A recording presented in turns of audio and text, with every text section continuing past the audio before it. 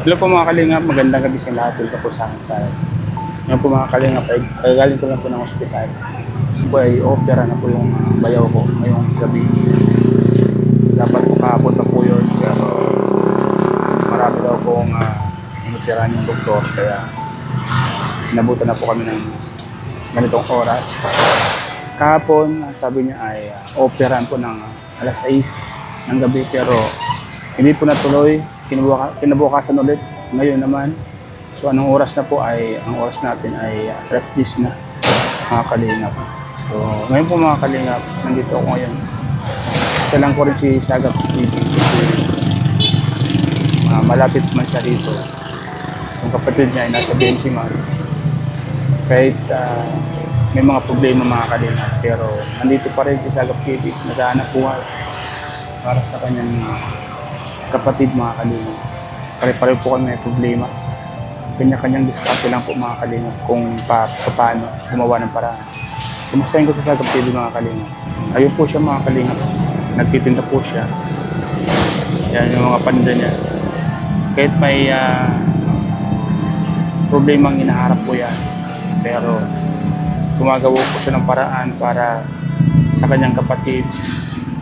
Magbibenta siya ng kape, Lucky Me, sigarilyo, soft drinks, para may pangtustos po sa kanyang kapatid mga kalingap. Mga pangangailangan po ng kapatid niya sa ospital, mga pambili-bili po ng gamot. Ganyan din po kamahal ni Sagap ang ng kapatid mga kalingap. Kanya-kanya talagang paraan mga kalingap. Ayan siya mga kalingap, ayan si Sagap TV. Pare po kami may pinagdadaanan niya ngayon. Pero ganun pa man mga kalingap, laban lang po. Kaya po mga kalingap, punta natin sa Sagap TV. Kumustahin natin. Kumustahin po natin ang kanyang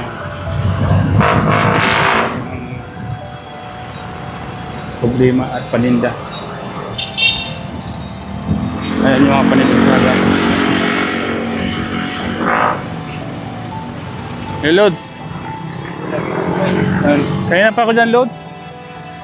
Yan baga yung Kumusta yung kaya mo? bumalik ako doon, Lods. Diyan ako kanina nakaparking, Lods. May harapan ng Popeyes. Yung puting sasakyan na yan, ako nakaparking dyan kanina. Habang nag-ayos siya dito. Ikaw naman, nakamotor, bumalik ka doon. Andiyan ako kanina, nakatingin lang ako sa inyo. Oo. Tapos, tumawag sa akin yung anak ko. Si tito daw niya ay yung parang nagdideliryo ng mata. Kasi nga, kapon pa sa na-operahan yun. Kapon pa. Ngayon, yung doktor, pinagpasting na siya ng lagpas na 24 hours. Di pinakain. Dapat nga minimum 8 hours lang. Oo. Ano sabi ng mga doktor sa... Sabi ng doktor, marami daw ginawa, maraming inoperahan. Kaya hindi na operahan yung bayaw ko. Ngayon, pinakain ulit kahapon, pinakain ng panibago kasi di siya na-operahan. Kanina naman ng umaga, pinapasting ulit siya. Alas 6, kasi opera na. Hanggang ngayon, di pa na-operahan. Di pa wala pang kain. Kaya nag-deliryo na naman yung... parang nahirapan siyang uminga. Ang hindi pa maganda, Lods, kasi yung oxygen pala, wala nang laman. Wala nang laman yung oxygen. Mabuti na lang, nahalata na, nahirapan ng uminga. Dapat yung mga doktor na yan, mga nurse, dapat sine-check up nila. Hindi nila, kung di ka pa nga lumapit sa kanila, hindi pa pupuntahan. Dapat pumunta sila sa bawat diyaan. Dapat i-check nila kung kamusta yung oxygen. Pumunta sila per hours. Aliwa, si-check up sila ngayon. Babalik sila pagdating ng isang oras. Kaya yung oxygen, muntik na. Nagdeliryo ng mata dahil pala wala na palang oxygen. Kaya sobrang inanakit ko sa mga nurse na yan. Pero sasabihan ko, sira pa ang galit. Sabi ko, ma'am, oo. Sabi ko, ma'am, bakit po ganun? Wala na palang oxygen nung pasyente. Bakit di nyo man lang tinitingnan? Wala silang karapatan naman. Oo. Tapos, alam mo ba ang nangyari?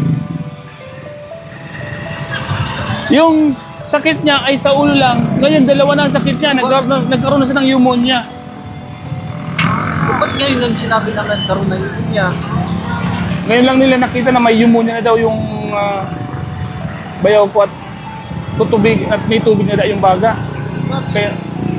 Kaya pumunta doon sa ospital. Ang sakit isa lang, paglabas dalawa na, baka bukas tatlo na sakit. Kaya yan, ang kapatid ko, Lods, di ba? Oo. Yung sakit dapat sarcoma na. Ngayon, nagtaka ako, bakit nagkaroon na sa puso? Di ba? Nagkakaroon ng another sakit na hindi man sinabi nung una, dapat sana doon sa NICC, dapat na-detect na yung na may sakit sa puso. Oo. Pagdali doon sa hospital na yun, sa public hospital, biglang nagkaroon ng another sakit naman. Paano nangyari yun? Yun nga din sa bayaw ko. Naalala ko kasi baka mapabayaan niya yung kapatid ko. Sa ulo lang yung sakit dahil yung ulo niya may dugo lang, yung parang may dugo lang, sisip-sipin lang daw yun, sabi ng doktor. Pero pinatagal nila, kaya nagkaroon ng sakit na pneumonia. Imbis na gagaling, lalong nung nadadagdagan yung sakit. Sabi niya. Pumasok yung ayaw ko doon. Medyo malakas pa, pero ngayon nakikita ko yung sitwasyon niya, nahirapan siyang huminga. Doon ako nanliliit. Sabi ko, pumasok ka dito, malakas ka pa, pero sa sitwasyon mo ngayon, hindi ko maintindihan yung nararamdaman ko pag nakikita kitang ganyan. Di ba? Forget, mahirap tayo, gano'n na lang. Di ba? Dapat patas lang, no? Kung ano yung trato sa may mga pera, gano'n din sa may mga hirap, kasi magbabayad naman. Dapat, pantay-pantay na trato. Pantay-pantay lang sana. Bira. Kakainis. Sabi ko, Lord, kabayan mo lang po ang lahat ng may sakit dito. Kaya po ang bahala. Kasi yung mga taong dapat na inaasahan mo, Kasi hindi mo yung nararamdaman ko. kamag-anak, hindi nila kano-ano. Ano mangyari baga sa kanila yan? Dapat meron silang konsiderasyon sa bawat pasyente, tao. Panatag sila kasi panatag sa pamilya mo. Nakapang, kumbaga, di mo pigilan yung emosyon mo pag ganun yung nakikita mo, di ba? Na, Paano, kamusta na ngayong gabi? yun, nalagyan na siya ng oxygen, bago yung oxygen niya. Kanina, medyo hirap na hirap siya kasi wala ng oxygen. Di man lang nila siya-check up kung di pa nahalata, di pa na... Sabi ko, ano pala yan? Ano yung sasabihin nyo kung sakaling lalagutan ng inang yan? Ano na lang? Pagkahira. Kumusta, Lods? Ikaw? Kumusta yung pasyente mo, Lods? Ayun, si, operan daw ngayong Biyernes. Pirahan din sa'yo. Oo. Pero, di pa daw sigurado kung ang pinag-aaralan pa daw. Maraming pinag-aaralan. Ang problema kasi, puro sila aral. Tapos pinag-aaralan daw. Kasi daw, baka daw magkakomplikasyon yung puso. Kasi, nandito yung problema, napunta sa puso. Madalubhasa sila eh. Ang bira. Ano ba nangyayari? Ano? Ano na? Sila na baga Lods. Buti mas malaki yung kwan mo. Ano ako lang, Di man to tinatagos. hindi naman. Di naman. Buti may tent. Oo. Mga kalingap po. Si Sagap TV kahit may problema, andito siya. Nagsisikap para mayroong pandagdag pangkonsumo sa kapatid. Ano? So, pang dagdag pang gasto sa alam mo yun, Hospital. alam mo yung pera Lods sa ospital. Alam mo yun. Sa iglap lang. Sagap. Totoo yan, Lods. Mamahal pati yung ni-injection doon sa suero Lods, yung anti-painkiller bag. Oo. Umaabot ng 550 bawat isang turo. Kasi pag wala doon, mamamatay yung pasyente sa sobrang sakit. Parang pinasaka ng maraming kutsilyo sa tiyan. Totoo yan. Kaya, Pero, ang tanong, hanggang kailan mag-painkiller? Hanggang magastos doon sabang tumatagal. tulad ngayon, dumagdag yung sakit, may sa puso na, dating wala naman. Dati wala man yun. Di ba? Ang bihira talaga. Lord, pagalingin po ang may mga sakit, Lord. Ikaw na po ang bahala, Lord. Hintay, Lods. Okay ka lang dyan? Okay ka lang? Yan po mga kalingap. Bigla pong umulan. Ano yan? Kasi kilala ko po. Ha? Kilala ko yan. Sa brother ko. Buti at may tent ka na. Oo, Malaki-laking meron. tent mo. Ano? Buti na lang. Alam mo, Lutz, ginagawa ko yun para naging dagdag. Alas, tignan mo, kunti na lang yung paninda ko. Gawit lang tayo. Kunti na lang ano. Pinag-aaral ako doon. Nagbibigay ako sa pamangkin ko ng baon, pamasahe, pasok sa Kamarawato. Grabe. Grabe, Lods. Ano? Okay, Lods. Stay fine. Grabe, Lods. Ano? Hindi na tayo ng matinding pagsubok ano, Lods. Eh, wala naman ibang magdadamayan. Kung sino yung available sa atin, tayo magdadamayan. Totoo yan. Hindi ko pwedeng tingnan na lang sila. Hindi ko pwede. Ano? Grabe eh. Okay. Sobra din, Lods, ang pagtsatsaga mo, Lods, ano? Ha? Sobra din yung pagtsatsaga mo, Lods, ano? Kailangan, kumita tayo doon kasi wala man ibang tutulong sa atin, sarili natin doon. Totoo yan, Lods. Totoo yan. Kahit umuulan, yung pilipilit natin kumalma. Bakit? Hindi pa rin maiwasan na may sumasagi pa rin sa isip natin pag-aalala. Kasi pag hindi tayo tumawa or mag-jokes, pag nilamon tayo ng kalungkutan o problema, tayo din na matatalo doon. Depressed. Hindi tayo makapag-isip ng maayos. Totoo yan. Kaya, sabi ng mga viewers na iba na parang iba naman nakikita sa paligid na para daw wala akong problema. Kasi alam nga naman malungkot yung itsura ko, Lods. Oo.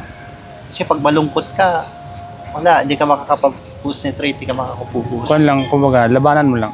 Nilalabanan Oo. natin. Na, akala nila, di natin iniisip, pero sa loob natin, iniisip natin yun. Ganyan ako eh. May bigat sa kalooban, Lods. Di ko pinapakita sa mga kasama ko sa bahay na nahihirapan ako. Malungkot. Lalo sa anak ko, di ko Oo. pinapakita. Kasi sila din mismo, sa atin yan umugot ng lakas. Oo. Pag nakita tayo na medyo mahina, pati sila manghihina. Kaya kahit na bagsak na tayo, durog na tayo, wag nating ipakita sa kanila yun. Bagos ipakita natin sa kanila na matapang tayo. Kumbaga parang wala lang. Kasi yun yung isa sa mga kumbaga ugali ko. Hindi ko pinapakita sa mga kasamahan ko na nahirapan ako. Kasi bilang magulang, ikaw yung namumuno sa loob ng bahay, tapos makikita kang nanghihina ka, di ba? Pati sila manghihina. Lods. Oo. Kasi yung mga kasama mo sa bahay, like yung asawa mo, anak mo, mga pamangkin mo, dahil ikaw yung nakakatanda dyan sa loob ng bahay, Kahawaan yung dibdib.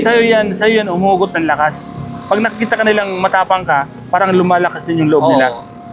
Oo. Makita kasi malungkot ka, negative. Oo. Malulungkot, manghihina din sila. Subukan mo, Lods. For example, ikaw yung pinakabata sa loob ng bahay nyo. Ikaw yung nagmamasid lang. Tapos may mga ahid sa'yo. Diba, saan ka kumugot ng lakas? Sa mga ahid baga. Mga ay. Oo. Diba? Kaya, sabi ko, pag, mga negative ako nakikita sa like social media, Oo. ini-scroll ko na lang scroll up ko yan, Lods. Oo. Kasi nakakadagdag ng Huwag mo na lang yung mga panoorin yung mga napapanood natin, may gaya na may mga patayan sa eskwelahan, kaya nangyari sa Tacloban. Ay, hindi ko na yung pinapanood. Kasi, Dadagdag pa sa isip ko, Lods. totoo yan. Yung mga about sa mga away sa mga politika, ini-skip ko yan kasi hindi naman makakatulong yung sa isipan ko. Saka, pag binasa mo yan at pinanood mo, ma-stuck yan sa isip mo. Lagi mong isipin yan, di dagdag na naman sa isipin mo, di ba? Ganun yun eh. Kaya pag may mga ganong napapanood ka, I-skip mo na lang. Huwag mong panoorin. Ini-skip ko na lang yan. Kahit na nga wala kang problema pag pinapanood mo sila, parang pagkatapos mong panoorin, di ba mawala-wala sa isip mo? Andiyan pa rin, parang nakatatak sa isip yung pinanood mo, di ba? Oo. Ano yun eh. Ang mga negative, na naiwas talaga ako. Parang tayo ako, ganun din kasi mahirap mag-stack ng niga sa katawan natin. Oo. Bis makapokus tayo, makakonsentrate. Tayo makakapag-concentrate. Kasi, alam mo, Lods, pag hindi natin nilabanan yung mga problema natin, Oo. yung may mga iba nga nagsusuicide, pero awa ng Diyos, hindi tayo ganyan. Ay, di tayo. Di, kasi tayo naman is tulad ko, marami na duman sa aking mga ganon. Kaya nakayanan ko. Kaya itong mga nangyayari dito, kumbaga, tayo, suporta lang. Yung suporta natin yung mga lehitimong mga kamag-anak nito. Kasi, alam mo, Oo. bakit ako yung naka-assign doon sa kapatid ko, Lods? Kasi ako lang naman yung available. Yung panganay ko, may mga trabaho, may mga pamilya din na binubuhay. Tapos hindi naman mga mayayaman yung kapatid ko, Lods. Yung sapat lang na kinikita, may pinag-aaral din sila na anak. Pag mga ganyan, presensya lang. Tapos, sabi ko sa mga kapatid ko na iba, kahit dumalaw man lang kayo dun sa ano, okay lang yun. Kahit galing yung trabaho, dalaw kayo. Yun. Okay na yun. Sabi ko, ako na lang bahala, gagawa ko ng paraan. Presensya lang. Kasi minsan yung isa sa mga nakakapagpalakas sa atin yung presensya ng tao. Oo. Presensya ng kapatid, di ba? Subukan mo, pag dinalaw ka ng kaibigan mo sa bahay nyo, ano yung pakiramdam mo? Masaya. O di ba? Kaibigan mo lang yon. Kung kapatid mo pa, much more pa yung saya mo, di ba? Tama. Example mo lang yon. Kaibigan nga, masaya pag dinadalaw ka, yun pa kayang kapatid, hindi ka maging masaya. Diba? Yun. Presensya lang. Presensya lang. Number Sabi ko one. nga, sabi doon sa kapatid ko, yung mga kaibigan niya, Oo. wala na isa nagdalaw sa kanya. Sa huli, kamag-anak pa rin yung dumadalaw. Totoo yan. Same din nitong bayaw ko. Marami diba, kaibigan wala yan. yung mga kaibigan. Walang dumalaw. Pero Meron, isa lang. Ang gagaling nila sa oras ng pag nangangailangan sila sa isang tao, ang gagaling nila, ang bibilis nila. Pag ikaw naman yung nalagay sa alanganin, Wala na. kanya-kanyang piglasa na. Wala nang madalaw sa'yo. Tapos yun, tinawag kapatid ko, nasa yung mga kaibigan mo, wala, ni isa, walang dumadaw. Nakakalungkot. Tapos, wala, ni isa. Yung time na malakas yung kapatid ko, pag meron siyang trabaho, sideline, sinasama niya yun. Ngayon, wala. Nandyan lang nakatira dito sa Naga. Tapos, May malang madala. that time na malakas siya at marami kaibigan, ikaw patingin-tingin lang sa kanya, parang normal lang. Pero sa oras ng kagipitan, ikaw pala yung dadamay, ano? Sabi Kasi niya, matiis kapatid yun mo. ang sabi nga ng kapatid ko, kahit presensya mo lang ng mga kaibigan, hindi ko naman kailangan ng pera. Totoo yan. Totoo yan. Presensya lang. Kahit sino, presensya lang. Nakakapagpalakas na ng yun. Kalooban. Kanina lang sa mainay ngayon, bintahan. Biscuit tsaka kape lang isang nabenta tsaka Siya? garilyo. Magkano yung kapilots? 25 ang timpla. Oo. Pabili ako, Lods, para mabintang ka. Hingi lang kayo ng Sige, Lods, para matuman. gumaya yung mga iba. Mabili ako. Sige, Lods. Salamat, Lods. Sige. Sino matimpla ako, Lods? So, siya na. Sige. Sabihin mo sa kanya. Ah? Sabihin mo sa kanya. Ayun. Na mabili ako. Kaping may puso. Kaping may puso, Lods. Para... Ito, Lods. Bili ka dyan. Sige, Lods. Ito na, Lods, yung matapang na kape, yung di tayo antokin. Kasi... Ito. Ayan, sige, sige. Pinakamataba. Oo. Para may gumaya sa atin, para mabintahan ka. Malay natin, di ba? Habang nagkakape tayo, nainganyo yung customer, nagkape din, di ba? Lods. Minsan ganun yun, di ba? Pagaya-gaya. So, ayan po mga kalingap. Salamat po mga kalingap. Sa lahat. Ingat po kayo palagi. Ito, alam mo, kulog pa rin, tulog sa akin kasi naunawa yung sitwasyon ko. Si Jason? Hindi yung humingi ng pera or yung patient Pagka nakalow ka na lang, Lord, pag wala na tayong mga problema, bumawi ka dahil sa kanya. Oo. Diyan mo makikita yung kaibigan. Kasi minsan yung mga kaibigan, sa oras ng kasiyahan lang. Sa oras ng kalungkutan, wala na. Kumbaga, nakakapanglambot o ganyan. lungkot. Pero yan ang nangyari. Kaya minsan, di ba na minsan wala akong maraming kaibigan. Kasi pag marami kang kaibigan, yung iba dyan, plastic. Ibali ng ilan lang, basta totoo, di ba? Minsan nadali pa pa sa kamama ka. Totoo yan. May mga kaibigan na gano'n. Di ba rin masabihan ako ng wala akong pakisama eh. Basta yung pakikisama naman, di naman lang yan Alam mo kasi, sa inuman lang. Di. hindi ko naman nila lahat. Oo. Pero wala akong pakisama. Kasi, depende kasi Ano yan? sa- Big kumpis ka? Hindi, mga bagong polis. Ano yung mga dala-dala? Mga gamit. Ano, yung mga kinumpis ka ba ngayon? Hindi, mga gamit nila ang pantulong. Ah, siya? Kala ko mga kinumpis ka. So sabihin natin maraming mga kaibigan, Oo. nandyan sila sa kasiyahan, swimming, inuman. Totoo, nararamdaman ibang feelings na maraming mga kaibigan. Masaya, akala mo yung para kang nasa paraiso. Oo. Diba? Dami kang friends, masasaya kayo. Tara, gala tayo. Gala. Tara, inom tayo. Di ba? Tara, punta tayo dun. Ang saya-saya, di ba? Saya. Akala mo, nasa haven ka. Akala mo, yung sila yung magpo-comfort sa'yo. Oo. Pero, yan ang masusubukan kung magkasakit ka. Yun, di ba? Sa oras ng kagipitan, Sa oras ng gagipitan, wala na. Pwede magbenta ito, pwede. Ako na. Lods, upo ka. Lods, upo ka, Lods.